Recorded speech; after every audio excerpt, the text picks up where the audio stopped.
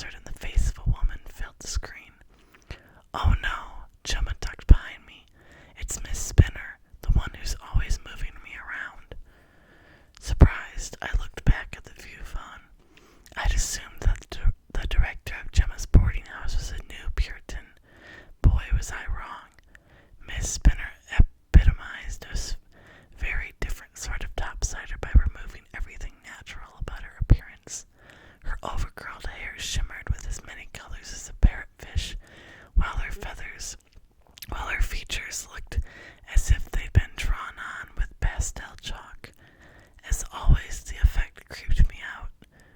Are you John Townsend? She asked in an oh-so-nice voice that I wasn't buying.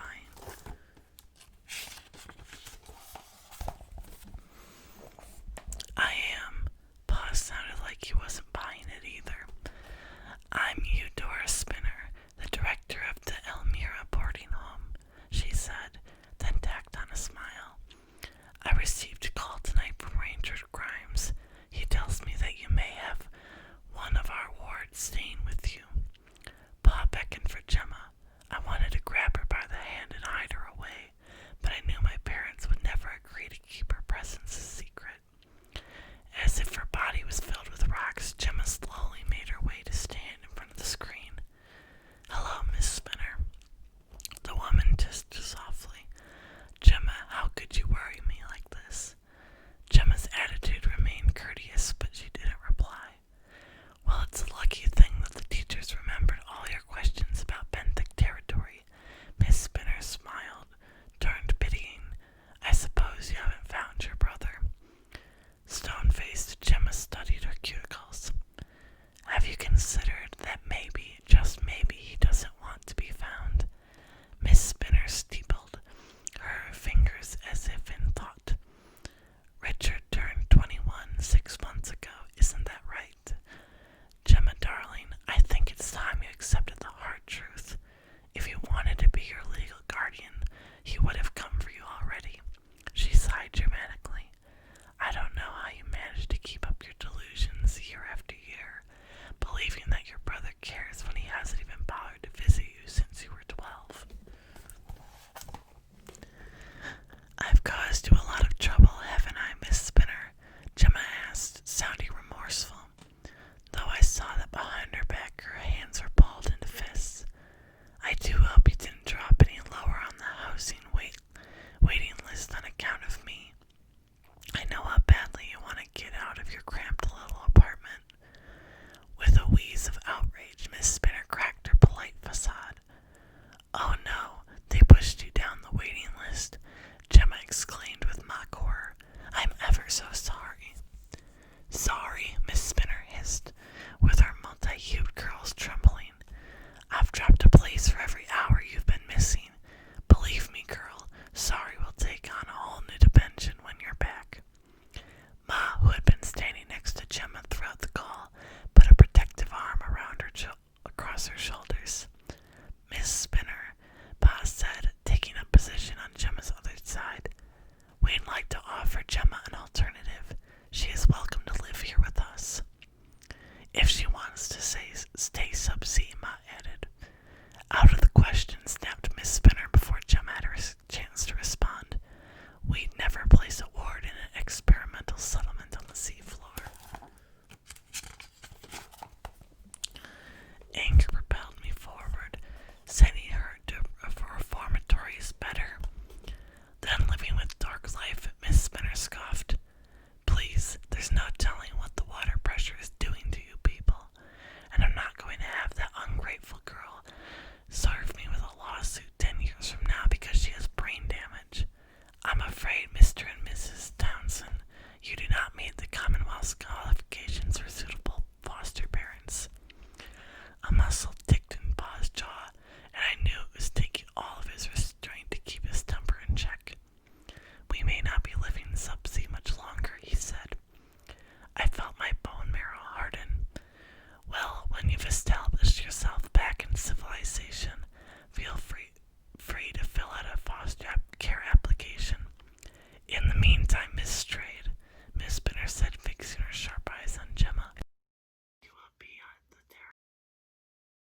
by 7 to escort you to your new living assignment, which is, Gemma asked in a hollow tone. Miss Minner smiled unpleasantly. The Altoona Reformatory for Wayward Girls. I have no doubt you'll feel right at home with the other charges. Gemma didn't wait for the phone to cut to black. She fled up the stairs. And that's the end of chapter 1. So now we'll read chapter 21. So now we'll read chapter 22. I couldn't move. Straps bit into my arms and legs, holding me down. I lifted my head and saw that I was belted to a hospital bed, shirtless and shoeless. I thrashed, making the straps cut into my flesh, but still they held me in place. From out of nowhere, a gas mask appeared, hovering over my face. I twisted away, my neck cramping with effort. Steely fingers gripped my scalp as the mask covered my nose and lips. I choked back my cries, holding my breath. Rolling my eyes upward, I saw a man in a surgical cap, pressing down on the mask. Foul gas pierced my lungs, my vision blurred, and I jerked awake in the dark, drenched in a cold sheet of sweat. Another nightmare. When would I be done with them? Turning on my side, I listened to the house, to the soft hum of the generator and air purifiers. That helped slow my heart. I got out of bed and pressed my forehead to the cold window. Nothing suspicious lurked in the kelp field. Suddenly a splash 1 level down broke the silence. A familiar enough sound, but not one that I often heard in the middle of the night. Who would be climbing in or out of the moon pool at this hour? I hurried down the stairs, noting that the wet room lights were off. Worry dug into me. I swung around the center pole of the staircase and landed with a soft slap of bare feet on a lower level. I swung around the center pole. The only light illuminating the wet room was from the boundary lamps surrounding the property, and they were set on dim. Still, I could see Gemma across the room, digging through the contents of a locker, probably looking for her dive skin since she was wearing Zoe's too short nightgown again. The mini sub bobbed in the center of the moon pool, which relieved me. To pluck up a mini sub, swing it over the moon pool, and drop it directly into the water was tricky enough in a bright room, but as far as I could tell, she hadn't scraped up its side or cracked its viewport on the hard edge. "What are you doing?" I asked as I flicked on the lights at the bottom of the stairs. She whirled, looking guilty and bedraggled. "You're running away again," I said, seeing her duffel bag by the moon pool hollowed out of my chest. "I was just borrowing your sub," she stammered. "I couldn't think of any other way to get to the trade station. I was going to leave it there." "What would that get you?" "I'll hitch a ride to the mainland on some wing ship or houseboat or stowaway." "Don't stop at the trade station," I said, wishing I could control the catch of my voice. "You could run into Grimes, go all the way to Paramus, and then leave the sub at the Seaguard Pier. We'll pick it up there." "You're going to let me take your sub?" she asked, confused. "How can I stop you? I'm not going to shoot you." "You could wake up your parents." "Right, Zoe too. Then all 4 of us can sit on you until the Maritime Rangers show up." She relaxed. "That doesn't sound fun for any of us." I nudged her duffel bag with my foot. "Did you take food?" When she shook her head, I scooped up seagrass basket inside the greenhouse door and tossed it to her. Then I plucked 2 apples from the nearest tree and flipped those to her as well. "I'm really sorry about your brother." She nodded but didn't meet my gaze. As she dropped the apples into the basket, she murmured, "You're a lot like him, the way you look out for people." Richard did that, not just for me, but for the boys in his dorm. He'd stand up for them even if it meant getting himself into trouble.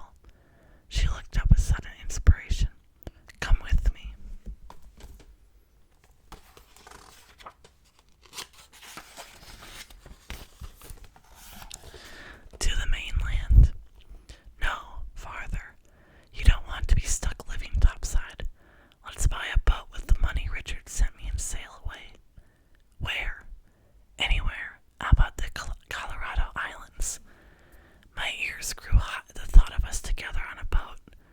I can't. Her eyes drifted to the window behind me. Die.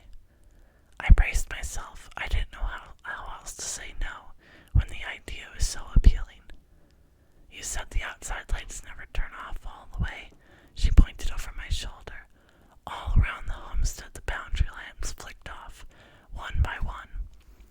I bolted for the window. The last lamp cut out and the fields went dark. Gemma pressed in next to me. What's happening?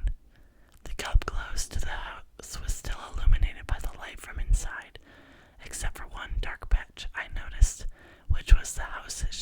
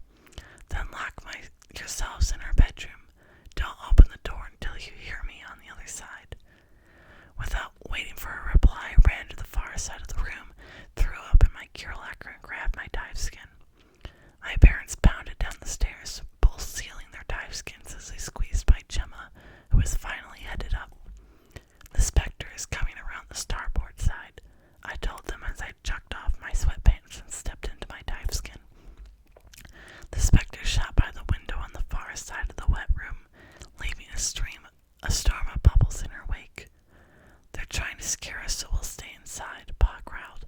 They'll probably go for the equipment and supplies in the outer buildings. What do you want to do? Asked Ma as she holstered her spear gun.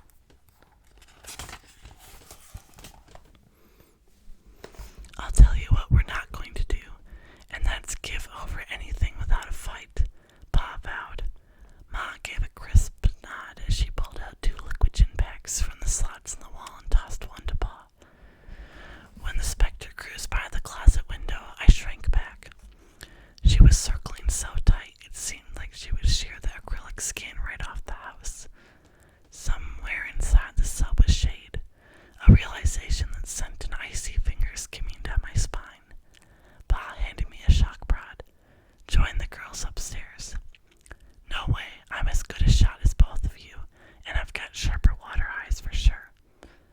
Yes, but I mean, to have you see 16, Ma said in a low, fierce voice. We need him, Carolyn. Pa cut in. Guard the moon pool, he told me. Shoot anything or anyone who tries to surface. Except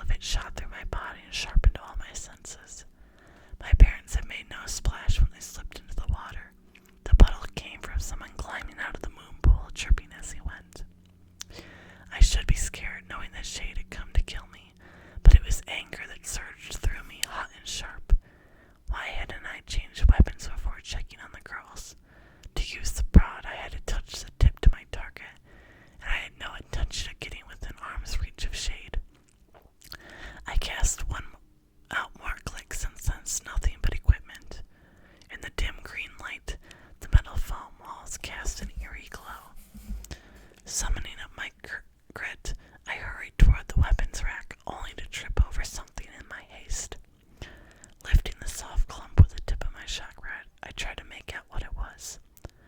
A sharkskin vest. If I'd held a single doubt about Shade's presence, this doused it. I shook off the vest like it was the shed skin of a reptile, holstered the prod, and ran for the weapons rack. There my fingers skipped over the standard